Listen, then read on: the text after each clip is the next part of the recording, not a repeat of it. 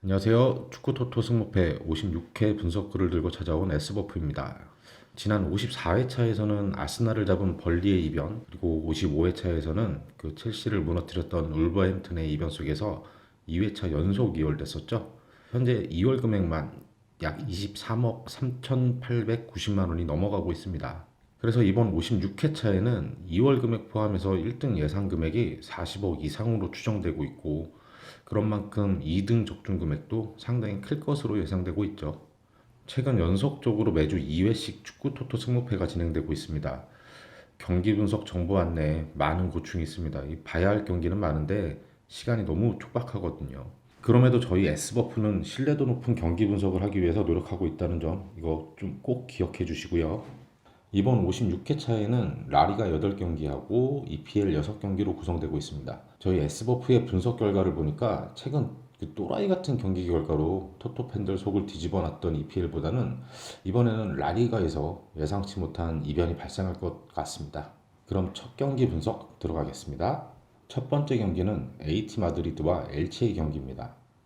홈팀 AT 마드리드는 그 지난 라운드 레알 마드리드 원정 경기에서 0대2로 패하면서 올 시즌 첫 패였죠. 그 11경기 만에 첫 패배를 기록했습니다. 레알에게 패하기 전까지는 그 7연승을 달리면서 뭐 홈이든 원정이든 높은 조직력 그리고 골 결정력으로 승승장구 해왔는데요. 아무래도 그 지난 주말에 챔피언스리그 오스트리아 원정 경기 여파였을까요? 레알과의 경기에서는 중원 힘싸움에서 밀리면서 고전했습니다. 결국 전반 선제골을 내주고 경기 운영도 뜻대로 되지 않으니까 그 에이티 마드리드 선수들은 쉽게 흥분하면서 좀 거친 경기를 했습니다. 결국 그 시메오네 감독이 후반 시작하면서 분위기를 한번 바꿔보기 위해서 카라스코를 빼고 코레아를 투입했고, 그 교체를 통해서 뭐 측면 크로스를 통해서 위협적인 장면들을 만들어내긴 했습니다. 시메오네 감독은 챔피언스리그와 라리가에서 팀 전술을 이원화해서 운영하고 있죠. 그 챔피언스리그에서는 트리피어, 펠리페, 사비치, 에르모스로 구성되는 포백 라인을 세우면서 좀 안정적인 경기 운영 그리고 공수 밸런스를 잡는 데 집중하고 있고, 리그에서는 펠리페, 사비치, 에르모스 이렇게 3백을 구성하면서 빌드업 그리고 뭐 수비진의 적극적인 공격 가담으로 높은 공격 점유율을 유지하는 전략을 보여주고 있었죠. 또 리그에서는 그 3백과 함께 강한 중원 압박 그리고 측면 수비를 강화해가지고 상대 공격을 아예 미리 차단시키면서 11경기를 치르는 동안에 그 단 4골밖에 허용하지 않았어요. 엄청난 수비력으로 지금 리그 1위 자리를 달리고 있는 거죠. 주요 공격수는 뭐 여러분들도 다 알고 계시는 그 수아레스가 5골에 1도움을 기록 중이고, 포르투갈의 신성 주앙 플렉스가 5골에 2도움, 측면 공격수 마르코스 요렌테가 4골 2도움으로 공격을 이끌고 있습니다. 원정팀 엘체입니다. 라리가에서 첫 시즌을 보내고 있는 엘체는 최근 4경기 연속 무승부를 기록하다가 5경기 만에 그라나다한테 이제 0대1로 패했어요. 엘체는 이제 지난 카디스와의 경기에서 퇴장당해서 출전하지 못하고 있는 최전방 공격수 보이에를 대신해서 비아레알 경기부터는 공격형 미드필더인 미아를 최전방에 세워놓고 그 득점력이 있는 피델, 호세 모란테를 중원에 배치해서 운영하고 있습니다. 그 리그 상위권인 비아레알과의 경기에서는 뭐 대등한 경기를 펼치면서 0대0 무승부를 기록했었죠. 그런데 그라나다전에서는 뭐 미아를 제외하고 나머지 인원들 전원이 수비 모드로 90분을 소화할 정도로 그라나다한테 일방적으로 밀렸어요. 그 일방적으로 밀렸다는 게 뭐 코너킥도 하나도 못 찾고 골문으로 향했던 유효 슈팅도 하나도 없었어요. 수비 숫자가 많았음에도 불구하고 결국에는 측면이 무너지면서 결승골을 내줬고, 그라나다가 엘체를 만나기 전까지 11경기에서 20실점이나 했던 걸 감안하면은 유효슛 하나도 못 날렸던 엘체의 경기력이 뭐 얼마나 형편없었는지 아시겠죠? 첫 번째 경기 분석을 좀 요약해 보면은 라리가 초년생인 엘체가 나름 뭐 어찌어찌 버티고 있긴 한데, AT 마드리드는 뭐 엘체가 비벼보기에는 급이 너무 높죠. 라리가 지금 11경기에서 21골로 경기당 득점이 거의 2골에 육박하는 AT 마드리드라면 엘체가 뭐 전원 수비 모드로 임한다고 해도 90분 동안 막아내기는 힘들 것 같습니다. 그래서 S버프의 결론은 AT 마드리드의 단통승 예상하고 있습니다. 두 번째 경기는 EPL 경기예요. 그 사우스햄튼과 맨시티의 경기입니다. 홈팀 사우스햄프턴은 지난 아스널전에서 월컷이 경기 상황에 따라서 뭐 측면과 최전방으로 가면서 수시로 위치를 바꿔가며 상대 수비 뒷공간과 측면에서 뭐 좋은 활약을 보여줬어요. 아스날이 센터백 가브리엘이 퇴장당하자 3백에서 4백으로 전환했고, 사우스햄프턴은 윌콕과 아스트롱 대신에 제네퍼 레드문드를 투입하면서 측면 공격을 강화했는데 뭐 추가 득점에는 실패하면서 무승부로 마무리됐죠. 중원 미드필더인 워드 프라우스와 로메우스의 공수 역할이 호흡이 굉장히 좋은 편이고, 프라우스는 또 프리킥 능력도 아주 좋아요. 로메오는 볼 배급이 굉장히 안정적으로 잘 해주고 있죠. 사우스햄튼의 중앙 수비수들은 뭐 제공권하고 몸싸움이 되게 좋은 편인데, 반면에 이제 그런 장점이 있는 반면에 발이 굉장히 느려요. 그래서 빠른 역습에 대해서는 대처가 많이 미흡한 편이죠. 그 원정팀 맨시티는 토트넘 원정에서 패배한 이후 지금 4경기째 패가 없습니다. 지난 홈에서 벌리와 풀럼을 상대로 모두 승리했고, 맨유 원정 가서 0대0 무승부, 다시 이제 메스보로와의 홈 경기에서는 1대1로 비겼어요. 센터백 가르시아하고 좌측 풀백 진첸코가 부상이긴 한데, 챔피언스리그 조별리그가 끝나면서 일정적으로도 여유가 생겼고, 칸셀로와 스톤스가 있어서 큰 공백은 없어 보입니다. 그런데 지난 맨유와의 원정 경기 이후에 이제 3일 만에 치렀던 웨스트브롬전에서는 전체적으로 조금 집중력이 떨어져 보이긴 했어요. 중원과 수비를 두텁게 세우고 나오는 그 웨스트브롬을 상대로 해서 찬스를 살려내지 못했었죠. 두 번째 경기 그 S버프의 분석을 요약해 보면은, 사우스햄튼의 최전방과 측면의 빠른 공격이 맨시티전에서 충분히 득점 가능성은 있다고 보여져요. 그런데 체력이 떨어졌던 맨시티가 4일간 이제 휴식을 취한 상태고, 미드필드 플레이하고 공격 전개 작업에서 세밀함은 맨시티가 이제 한 수 위니까 사우스햄튼한테는 쉽지 않은 경기가 될 것으로 보입니다. S버프의 결론은 사우스햄튼의 패를 예상하고 있습니다.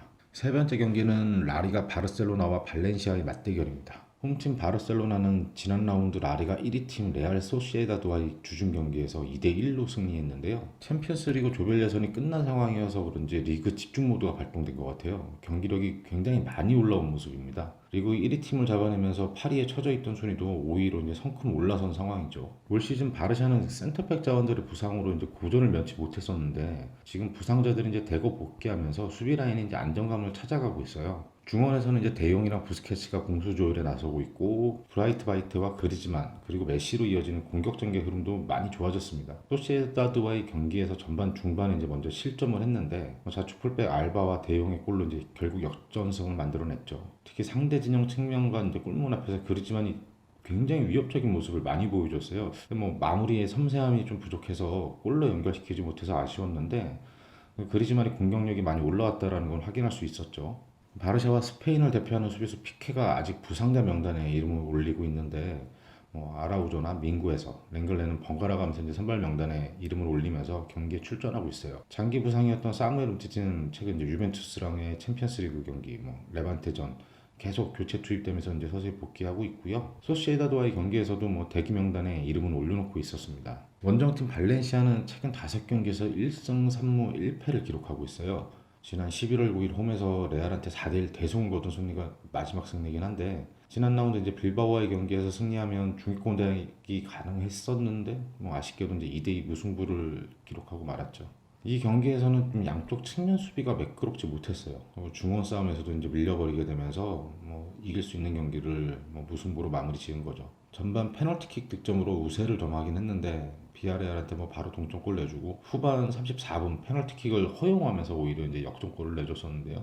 마누바에오가 바로 쫓아간 헤딩골을 성공시키면서 결국 무승부에 만족해야 했습니다. 발렌시아는 이상하게 올 시즌 유독 강팀들을 상대로 강한 모습을 보이고 있습니다. 레알 마드리드한테 홈에서 4대1로 크게 이겼고, 에이트 마드리드랑 홈에서 되게 잘 싸웠는데 아쉽게 자책골로 0대1로 패했죠. 리그 1위 팀 소시에다드 원정 경기에서는 1대0으로 오히려 이 승리를 챙겨서 돌아왔었죠. 발렌시아가 확실히 강팀들을 상대로 강한 인상을 남기고 있는 시즌입니다. 바르셀로나와 발렌시아의 세 번째 경기 분석을 요약해보면, 발렌시아는 좌측 측면에서 가야의 빠른 공격 침투가 상당히 위협적인데, 가야가 현재 부상으로 4경기째 출전하지 못하고 있는 상황이에요. 여기에 센터백 우고 길라문도 부상 중이죠. 중원의 무게감이 떨어지고 있는 상황에서 발렌시아가 바르셀로나 원정 경기에서 승리하는 것은 쉽지 않아 보입니다. 바르셀로나가 올 시즌 고전 중이긴 하지만 홈에서 치른 라리가 6경기에서 레알 마드리드한테 한 번 진 거 빼고는 진 적이 없어요. 전통의 강호답게 아무리 힘든 시즌이어도 홈에서는 강한 면모를 유지하고 있습니다. 그래서 S보프의 결론은 바르셀로나의 단통 승 예상하고 있습니다.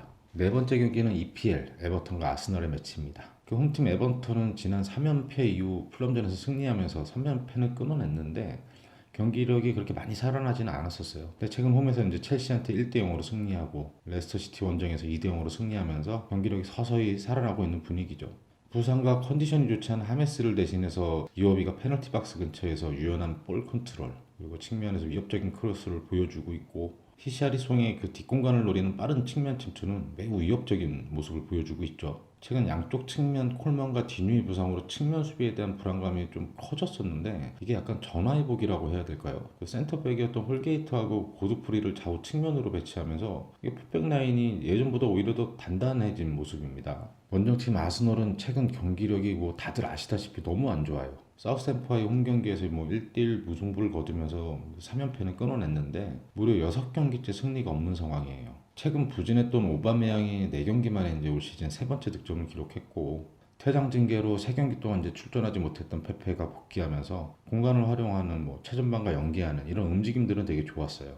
그런데 후반 중반에 이제 센터백 가브리엘이 퇴장당하면서 이제 3-4-3에서 4-4-1로 이제 포메이션을 전환하면서 추가 실점은 잘 막아냈죠. 어찌어찌 수비진에서는 버텨내곤 있는데 10경기에서 평균 득점이 0.5골, 좀처럼 골이 터지지 않습니다.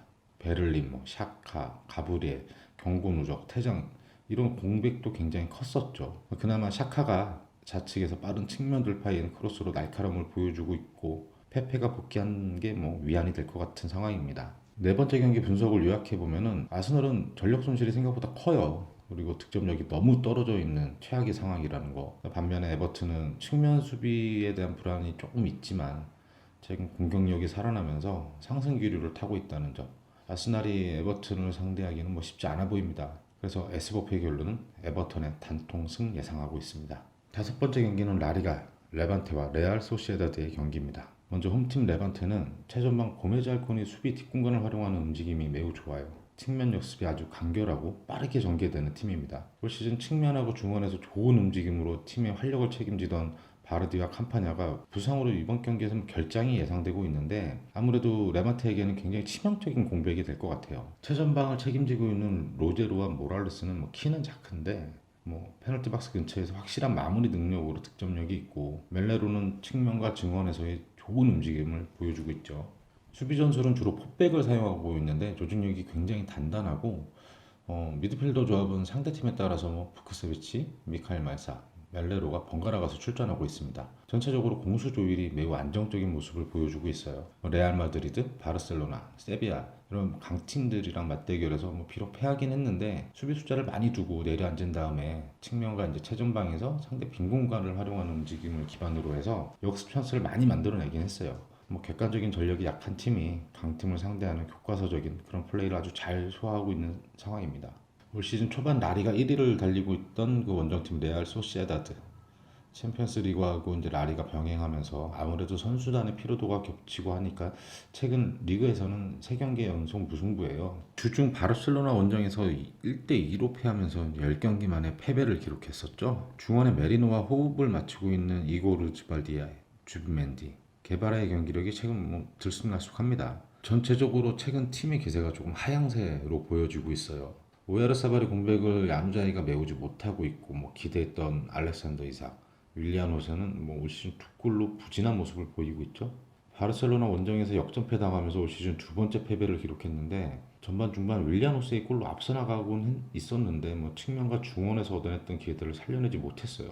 바르샤 같은 팀을 상대로 도망갈 수 있었을 때 도망갔어야 되는데 결국 역전패를 당하고 만 거죠. 비록 패했지만 대체적으로 중원 압박은 괜찮았었고 백라인도 바르셀로나의 공세를 잘 대처하는 모습을 보여줬어요. 벨기에 국가대표 출신 야누자이가 뛰어난 개인기, 그리고 드리블 돌파, 빠른 스피드 이런 걸 앞세워서 측면을 지배하고 있는데 중원을 책임지던 실버와 오야르자발의 공백으로 공격진의 무게감은 확연히 떨어져 있습니다.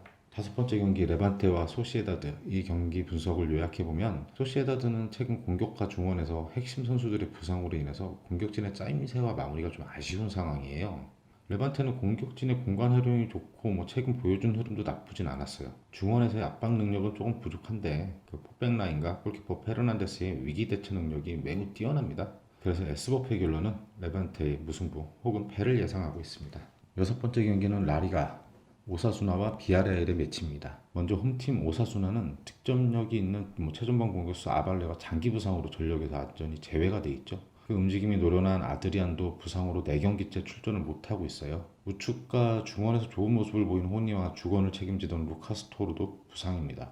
오사수나의 악재는 여기서 끝이 아니에요. 포백 라인이 안정되지 않아서 매경기 되게 새로운 조합들을 시도하고 있는데 그 쉽사리 포백 라인을 완성하지 못하고 있어요. 공격진과 중원은 부상으로 이제 공백, 수비 조직은 아직 미완성인 상태. 그 말 그대로 악재의 연속입니다. 지난 시즌에는 리그 중위권을 유지하면서 최전방과 중원에서 그나마 안정감 있는 경기력을 좀 보여줬었는데 올 시즌은 그런 모습을 전혀 찾아볼 수가 없는 상황이에요. 주축 선수들의 부상, 그리고 수비 조직의 미완성 등 악재가 가득한 오사수나는 최근에 6경기째 승리가 없고 최근 3경기를 모두 패하면서 3연패의 수렁에 빠져 있어요. 원정팀 비아레알은 유로파와 라리가를 병행하는 최근 3일 간격으로 홈 원정 경기를 치르고 있죠. 이게 아무래도 선수단에는 체력 부담이 굉장히 큰 것 같아요. 최근 리그에서 4경기 연속 무승부를 기록하고 있잖아요. 다행히 지난 베티스전 이후에 지금 일주일간 휴식을 취했고 최전방의 파코, 바카가 부상이지만 모레노가 공백을 잘 메워주고 있어요. 다만 중원에서 공수 조율을 담당하던 이보라가 부상으로 빠져 있어서 그에 대한 대안이 필요한 상황이죠.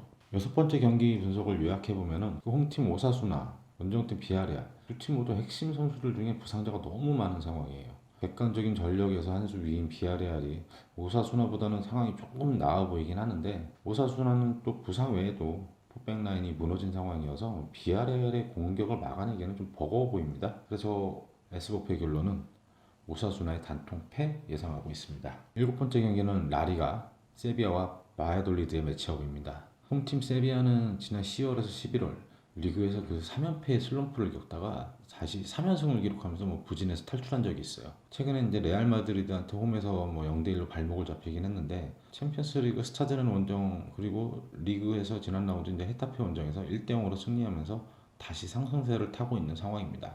챔피언스리그 16강 진출을 이제 확정한 후에는 일정의 이제 여유가 생겼기 때문에 당분간에는 리그 경기에만 집중할 것으로 보이는데요. 그 측면 자원인 나바스, 엘 하디디 그리고 골키퍼 바칠릭이 부상자 명단에 이름을 올려놨어요. 그래도 다행인 건 이제 오캄포스, 수소, 아쿠나, 보노 등이 이제 부상자들의 공백을 잘 메워주고 있는 상황이기 때문에 부상으로 인한 경기력 저하는 거의 없다고 봐도 돼요. 최근 패했던 레알 마드리드의 홈 경기에서도 공수 밸런스도 안정됐고 중원 압박도 괜찮게 좋은 모습을 보여주긴 했습니다. 원정팀 바야돌리드는 시즌 개막하고 8경기 동안 승리가 없었어요. 최근 5경기에서 3승 1무 1패 분위기 반전에 성공시켰습니다. 특히 5경기에서 9골을 몰아쳤는데요. 공격력이 살아나고 있다는 이야기죠. 최근 상대팀과 이제 경기 상황에 따라서 양쪽 측면에 오렐라나, 플라노, 루비오 그리고 최전방에는 세르지 가르디올라, 조타, 앙드레 이렇게 다양하게 조합을 해서 투입했는데요. 공격진에 변화를 주면서 경기력이 짜임새가 생겨나고 있어요. 다만 아쉬운 점은 공격진에서는 좋은 모습을 보여주고 있는데 수비 조직력 그리고 제공권에서 약세를 보이면서 매경기 실점하는 상황이 굉장히 안타까운 상황인 거죠. 7번째 경기 분석을 요약해보면 홈팀 세비야는 최근 경기력이 떨어졌다가 다시 올라오는 추세, 부상자의 공백도 대체 선수들이 잘 메워주고 있는 나쁘지 않은 상황이에요. 원정팀 바야돌리드는 측면에서 올라오는 크로스 그리고 문전 앞에서의 개인 능력 공격적인 부분에서는 나쁘지 않아요. 근데 문제는 실점이에요. 실점.